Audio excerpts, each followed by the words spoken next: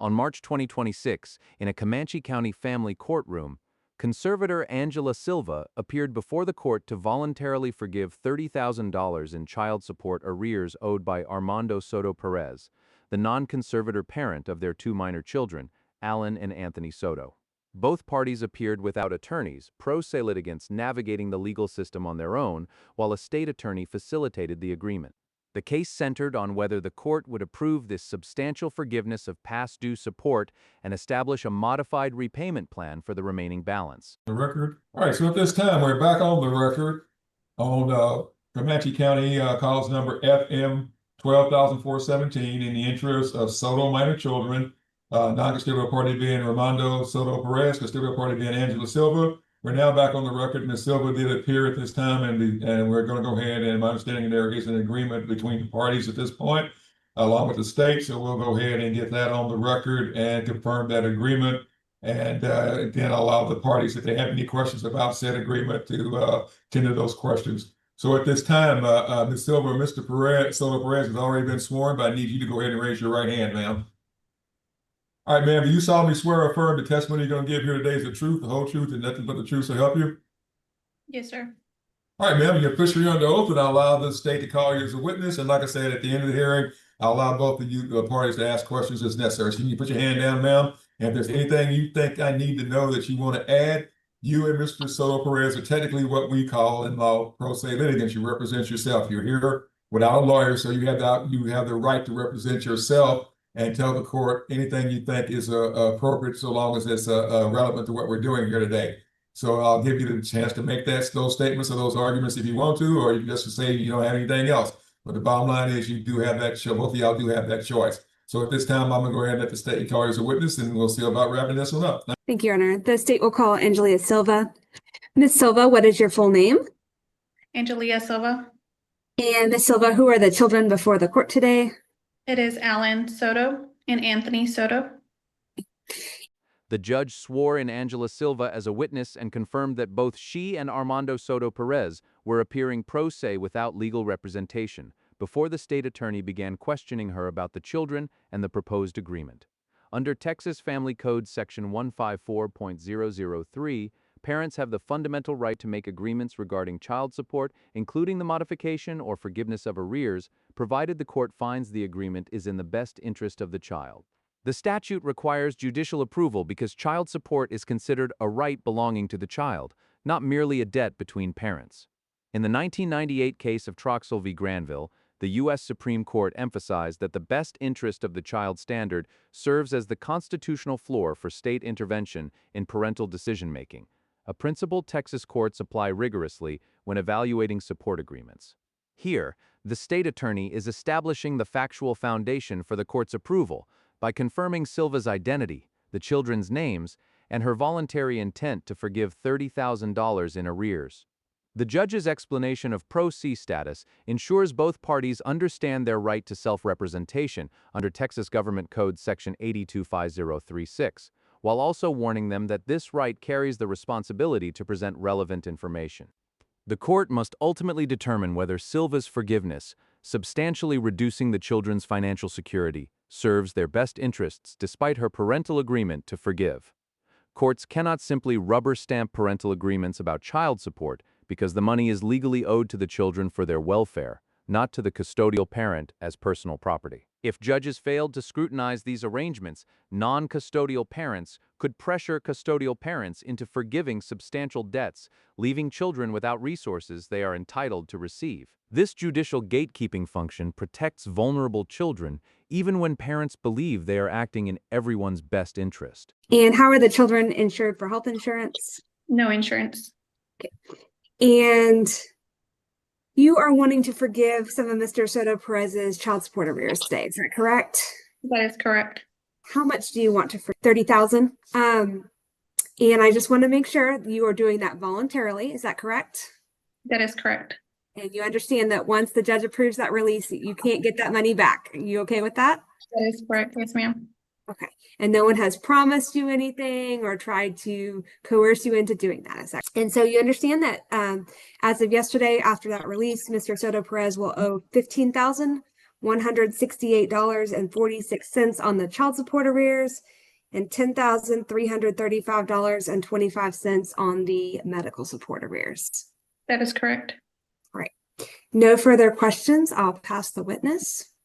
All right, thank you very much. Any other questions? I need to recall Mr. Perez and get his agreement on. I think he's going to agree, but I'll recall him briefly, Your Honor. All right, yeah, I think the cost of a 3-year-old Dodge Ram pickup truck forgiveness might warrant him saying yes. All right, Mr. Soto Perez, are you in agreement with the release of child support arrears that were announced? Yes, ma'am.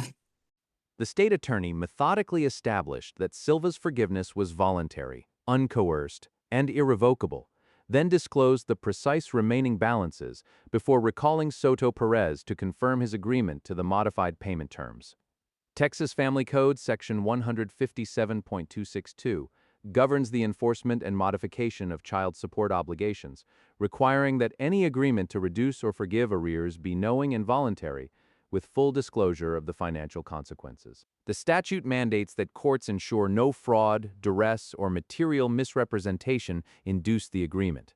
Additionally, under Texas Rule of Civil Procedure 11, agreements concerning matters in litigation must be in writing and signed by the parties or their attorneys to be enforceable, though oral stipulations made in open court and recorded by the court reporter carry equivalent weight as judicial admissions.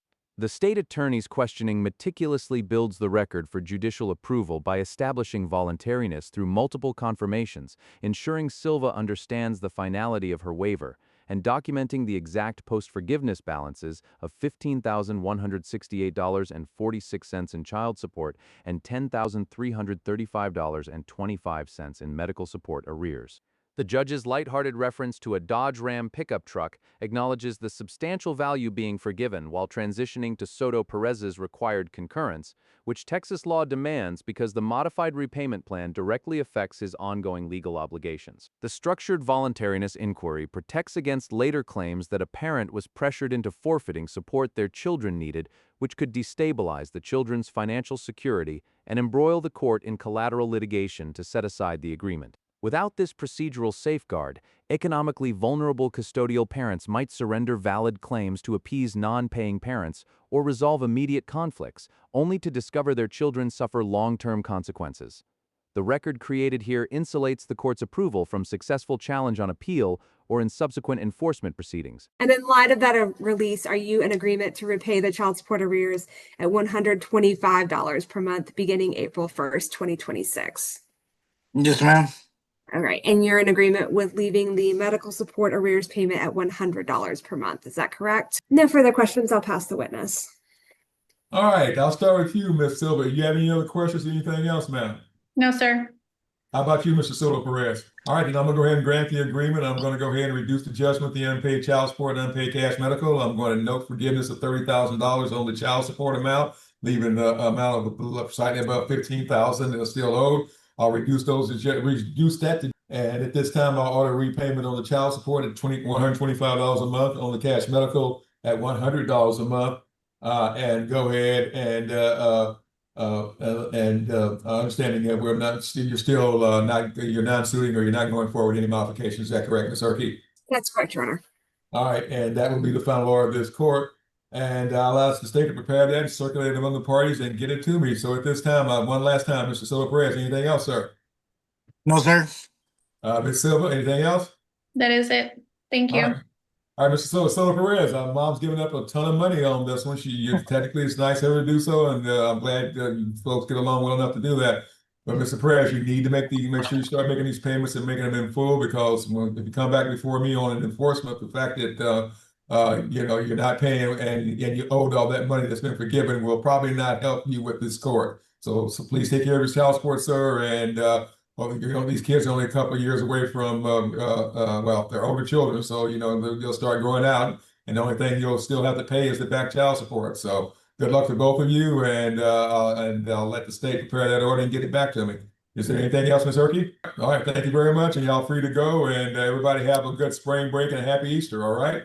Thank you, too, sir. Yeah, I'm on the plan. I'm planning on it. Yeah. Thank you, Judge. Yeah, the grandkids are a lot faster than I am, so hey, we'll see. So Yes, All right, sir. y'all take care, folks. Then we're off the record. All right, Ms. Herky, I guess I'll see some of you or whoever next month. And I noticed we got a lot more cases next month than we do right now. So, We'll be busy.